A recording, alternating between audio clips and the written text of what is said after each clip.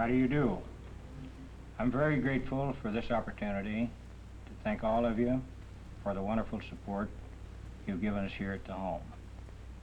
The purpose of this film is to give you a visual report of just what that support has been able to accomplish.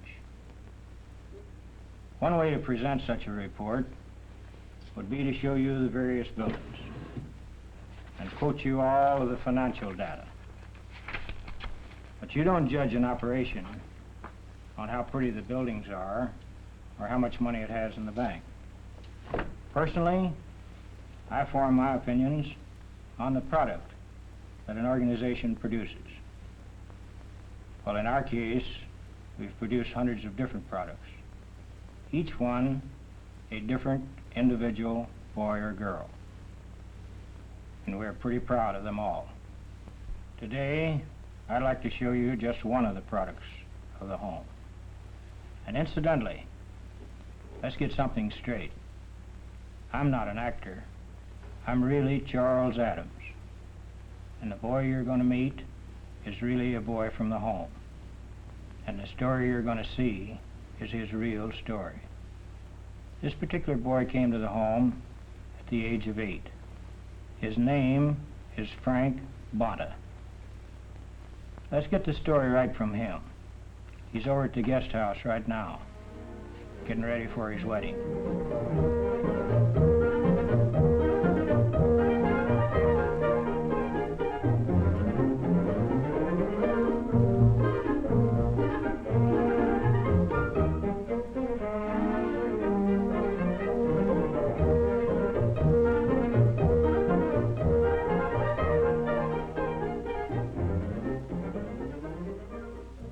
I wouldn't worry too much, Frank, if I were you. At a wedding, the bride is supposed to be the pretty one. Sure is hot. Why not leave that off for a while? Pat's father just called as they're leaving town. You've still got a good 15 minutes. What's that? Gosh, more guests. Well, you can't say your friends didn't turn out for your execution. Certainly the weatherman didn't let you down. Oh, Patty will be glad. She was hoping for a nice day. And all the flowers, and the grass is so green. And everyone has been so swell to both of us. This has been your home, Frank. It's been more than a home. It's been my whole life. As I remember, the first day you came here, you wanted no part of it. Sure didn't. My brother and I got in that night and took off the next morning. We had heard so much about orphans' asylums and institutions that we just took off with a few things that we'd brought with us. We didn't even stay for breakfast, and before I got very far, I got hungry. But all we had with us to eat was a piece of a candy bar.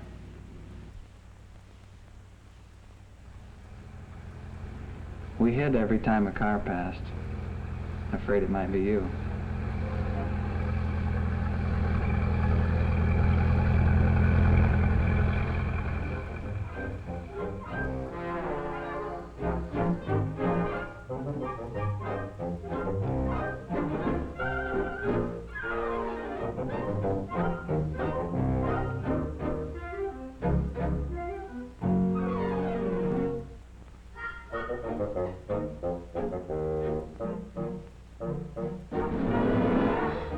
Hello, boys.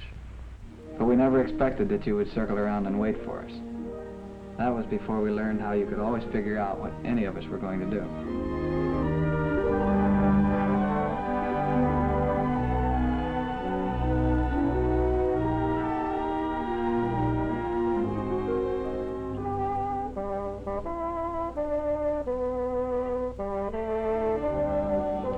After you took us back, you tried to explain that this was not an orphan's asylum.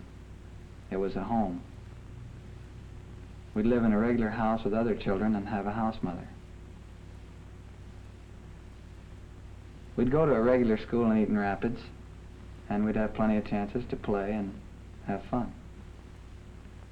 And And later on, there would be an opportunity to work and earn money too. You also pointed out that even the homes we came from had rules. You had to have rules when a lot of people lived together. But the thing that really made us stay was when you offered to make us a bargain. And if we tried it out for a couple of weeks and we still didn't like it, then you'd take us back to Kentucky yourself. It was a deal.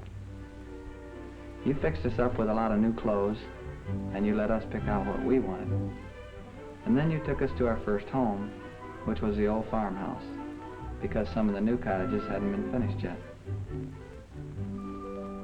Later on, after a couple of weeks, we ended up in the Wisconsin cottage, and Mrs. Miller became our house mother. I know it's silly to pretend that anyone can take the place of a mother's love, but Miss Miller sure came pretty close to it. It wasn't hard to fall into the routine. It was just like being at home. I made my bed in the morning, and after breakfast, we had our morning chores. And then into Eaton Rapids to school. And we'd forgotten all about the bargain we made until long after the 2 weeks were up. Coffee, Mr. Adams? Cups always were your weakness, Frank. You say that again. Right from the very first time I started drying dishes here. It was normally a girl's job, but Mrs. Miller made it up to us by giving us dessert leftovers. That is, if we didn't break any of the dishes. If that happened, we lost out on the extras.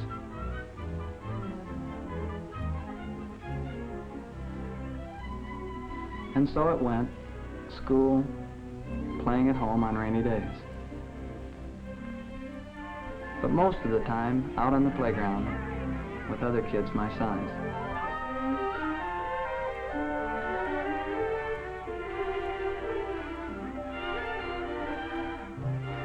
There was always someone there to keep us out of trouble, or to help us. Someone who knew what to do, no matter what happened. And from the start, we all learned to help and stand by each other. And it was the same way at home. Dinner was always the big meal of the day, and everybody helped. At our house, we took turns saying grace. I guess no one was ever sure whose turn it was, except Mrs. Miller. I remember the first time that it was my turn, and I can still remember how it goes. Dear Father, we thank Thee for the food and the blessings and the care given us each day. In Thy name, amen. It was a pretty good childhood, and we didn't miss very much.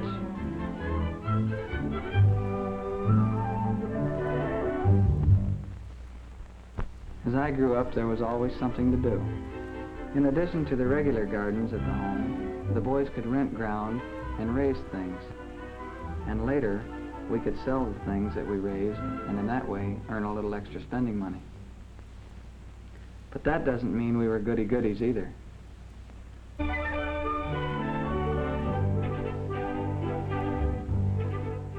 Why do watermelons taste so much better when you sneak them?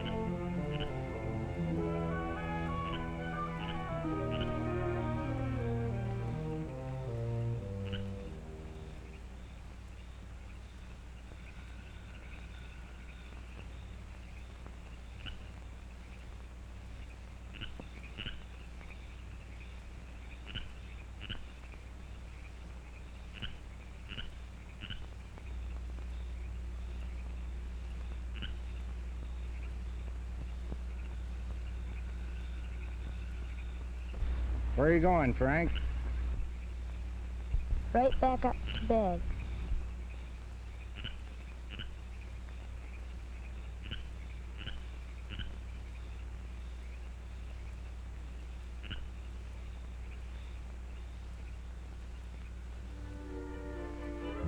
With all the good food and exercise, the physical checkups never bothered most of us. As the years passed, I grew and grew and grew and grew. And while I was growing up, the home was growing too. More buildings, better equipment. The ladies' auxiliary added a new wing to the hospital and furnished it with the best. A new operating room and an iron lung of our own in case of an emergency. When I was in high school, one of my chores was to help deliver the groceries. Each of the cottages is named for the State Department that built it, and their delivery boxes are plainly marked. And you can be sure I took special care of Wisconsin Cottage. With our own modern dairy, there was always enough milk for everyone. And all that food wasn't just selected by guests, but from a carefully prepared diet sent over by the hospital. This job helped me to learn how each dollar could be stretched, so that there would be more food for every mouth. The other fellows had other chores, such as cutting the grass, while I was helping with the delivery.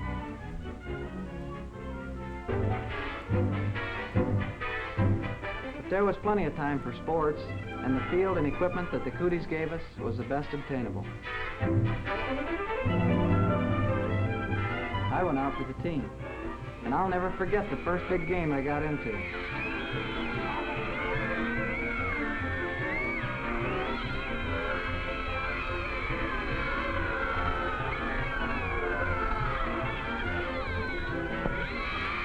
Though our national home ball team was rated right up at the top of its league, here we were, one run behind, the last of the ninth, and one out. We pleaded for Bob to get that big hit, but he didn't. 2 out, and it was do or die for the next man up. What a spot for a pinch hitter. Frank.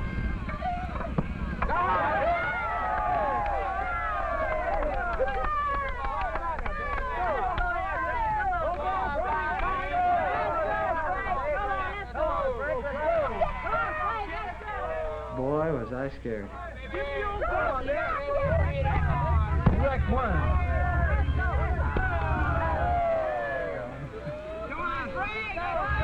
Direct two.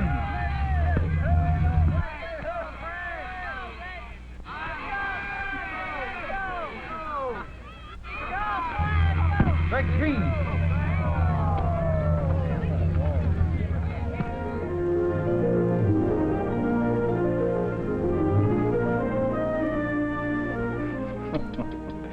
Casey at the bat, that was me.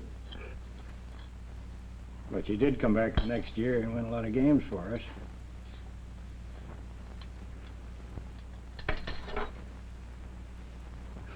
You know, it's a shame, Mr. Adams, it had to go by so fast.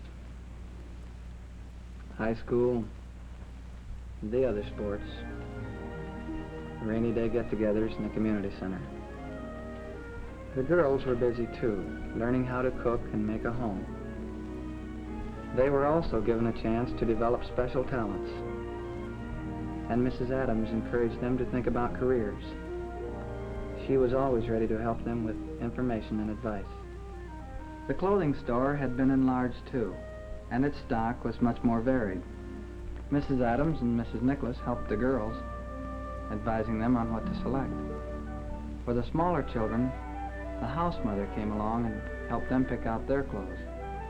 What I liked about it was that there were plenty of different styles. By the time that I had finished the 11th grade, the war started getting close to home. I guess we all knew that we'd have to go pretty soon.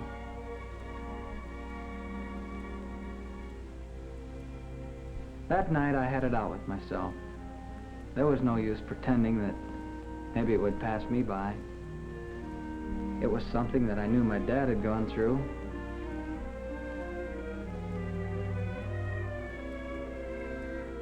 It was something that everyone who had given me a place to live and grow up had faced too. It's a pretty wonderful country. Well, just look at the opportunities that it's given me.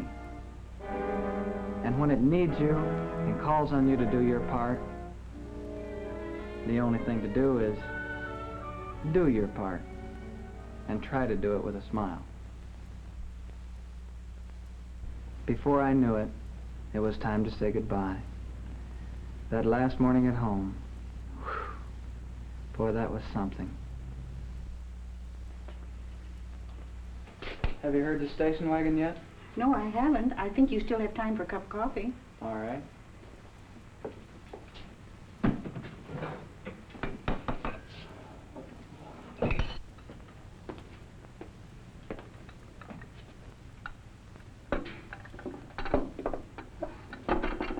Don't worry, Frank. Everything will be all right. Who am I trying to kid? I'm scared stiff.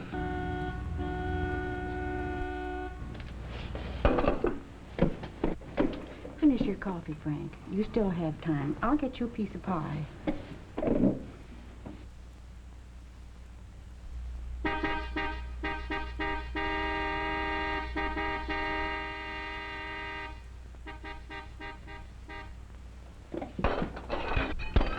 Oh, Frank.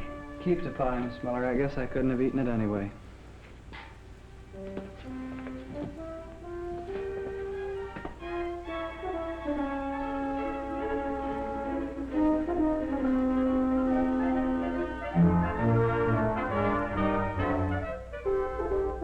And then, like millions of others, I was in. I soon began to appreciate the healthy life I had been living, and I started to see some of the advantages of my bringing up. I had learned respect for authority. I found I knew a lot more about getting along with people than I had realized.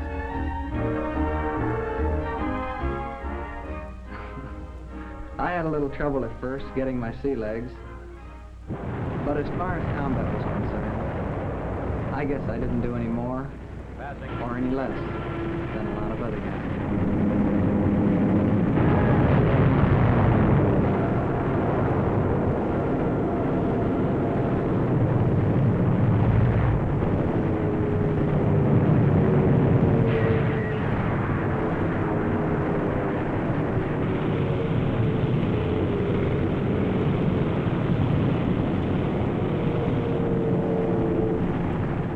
And then one day, the sea was quiet, and so were the guns. And I came home.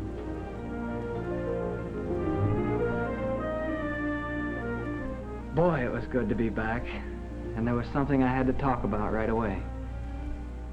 Well, Frank, it's good to see you. It's good to be back, believe me. What are you going to do now after seeing the world? Well, first I want to go to college. I was over at Albion, and they say that I can go there on my GI Bill. But what I wanted to talk to you about is maybe the possibility of working at the home part-time. You don't have to come here like an outsider looking for a job. You know that. Well, I hoped it would be that way, but after all, I'm grown up now, and I should be able to stand on my own feet. You will stand on your own feet, all in good time. As far as the VFW and the home are concerned, they're here to help you until you're self-supporting. We just arranged for a scholarship for Herb Sherman through the Department of Pennsylvania. Perhaps we could help you in some way like that. Oh, no, I won't need that. My GI Bill will take care of that. All right, fine. Move right back in here. We'll find things for you to do. If you need any financial help, we can arrange that too. There's a fund from which you can borrow for as long as 8 years. There won't be any interest to pay either. Thanks a lot, Mr. Adams. Don't thank me. Thank the stamp and poppy bars. So it worked out fine. I went to college. What I had learned in the Navy enabled me to pass my entrance exams without a high school diploma.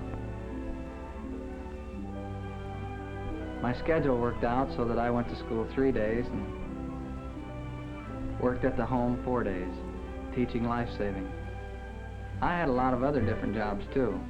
On Sundays, I'd drive one of the buses into church. Catholics to the Catholic Church and Protestants to the Protestant churches. And sometimes, if there were visitors, I'd show them around the home. The new nursery built by the Ladies' Auxiliary was one of the high points for them.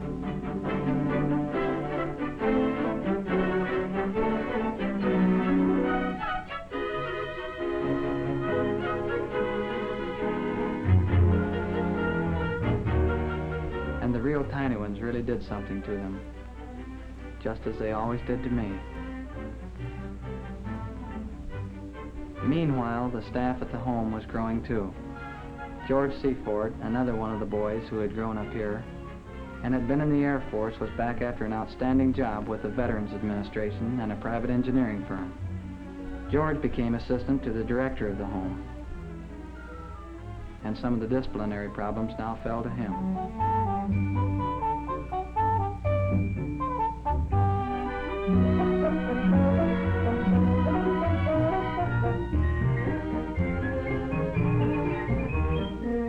Report card below passing. That meant study hall. Instead of doing his homework at his cottage, he had to go to the library where he could be given extra help. I put in a little time there myself when I was a kid. Around the end of my sophomore year at Albion, I had a new problem.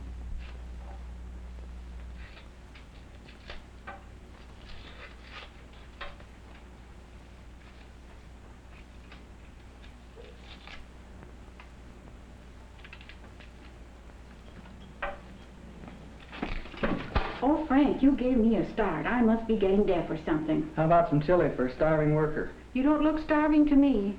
Well, I am. Had 4 rough classes today, and besides, you've got to help me get back in condition for the dance tonight. All right, just one go. Would you like some coffee, too? Never received it.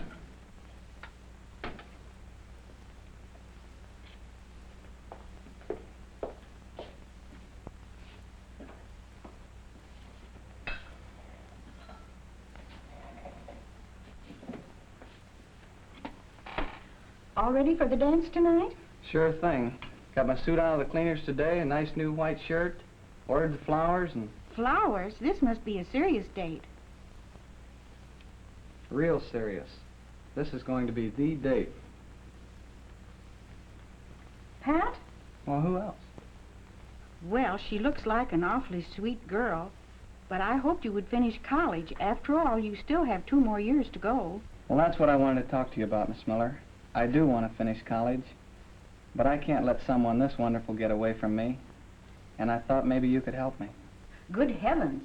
You don't want me to propose to the girl? Well, gosh, no, but it's the serious things. I want to tell them to you and have you tell me whether they're the right things to say or not. Well, I had a talk with Mr. Adams this morning, and Miss Miller, do you know what I want to do? I think so. Is it that you want to stay right here and make a career out of helping others as they grow up? How did you know? You've been very happy here since you came from the Navy. You're proud of this place. You love it. And I think you'd be very happy with a career like that. Well, what is Pat going to think? She's known such fellows as bankers and engineers, and I just don't know. If I try to keep quiet about it another day, I'll bust. So tonight at the dance.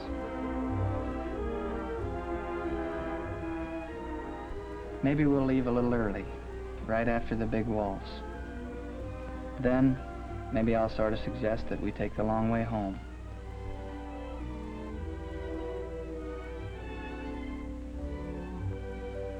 I think I know the spot where I'm going to stop. And then? Well, first I'm going to tell her how much I love her, what she means to me. But before I let her answer, I want to make sure that she knows what she's getting in for. I'm going to tell her about the kind of life she'd have with me working at the home. Maybe you should also tell her why the home means so much to you. Yes, I'll tell her that, but will she understand? Well, Frank, if she really loves you, that's all that will really matter to her.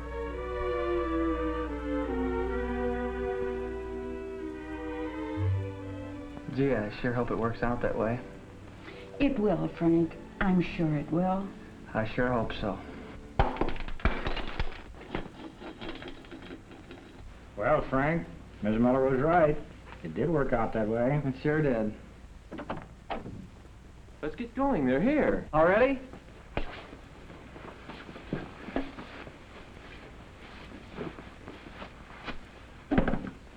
Come on, hurry up. Okay.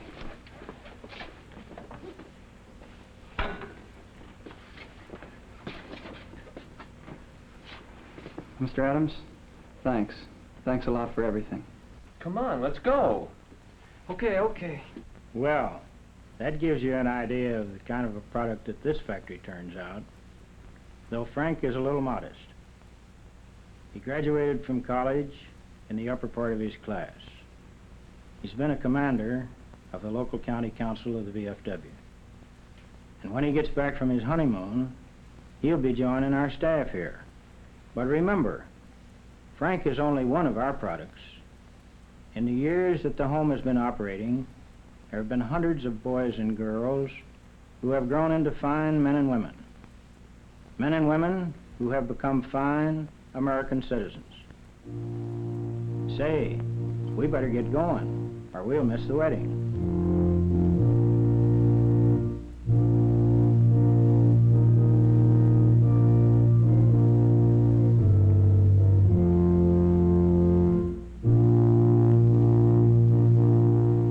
Dear friends, we are gathered here in the... I know Mrs. Miller is awful proud of what she was able to do to bring Frank through to this day. Patricia Lucille Smallwood in holy matrimony, which is an honorable estate.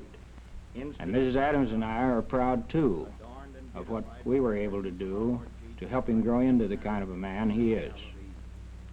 And all of you, in the VFW, in the Military Order of the Cootie, and especially in the Ladies Auxiliary, you can be proud, too, because whatever you did, it was all a necessary part of making this day possible. And as you continue to help, it's going to make more days like this possible for the boys and girls who are coming after Frank.